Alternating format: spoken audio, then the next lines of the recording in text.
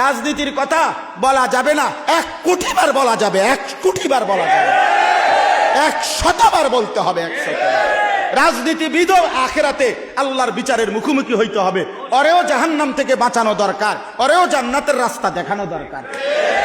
MP মন্ত্রীও তো বাঁচতে হবে, কথা বলে না কেন?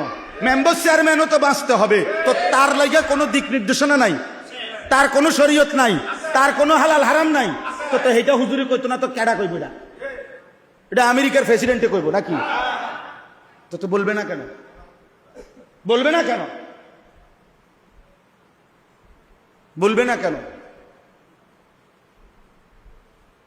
আমার শায়েখ আল্লামা মুফতি মুশতাকুন নবী কাসিমি হুজুর এটা কথা সুন্দর বলে যে, হে মুসলমান, মনে রাখেন, আপনি যেখানে ভোট দিছেন হতে পারে ওই মার্কাওয়ালা জিতে নাই, আপনি মনে করছেন আপনার ভোটটা ফসা গেছে।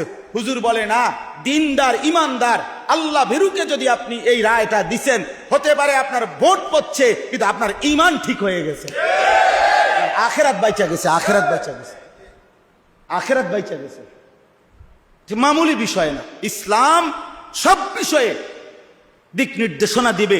এটাই ইসলাম, এটাই পূর্ণাঙ্গ, এটাই কমপ্লিট কোড অফ লাইফ, এটাই পূর্ণাঙ্গ জীবন বিধান।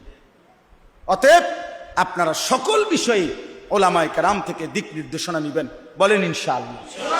ওয়াত্তাবাউ শাহওয়াত, মনের ইচ্ছা মতো কোনো ক্ষেত্রে চলা যাবে না, ঘরেও না, সমাজেও না, রাষ্ট্রেও না, দেশেও না, রাজনীতিতেও না, বাজারেও না, ব্যবসাতেও না। মুমিন চলবে সব ব্যাপারে আল্লাহ এবং তার রাসূলের সাল্লাল্লাহু আলাইহি সাল্লাম নির্দেশনা অনুপাতে।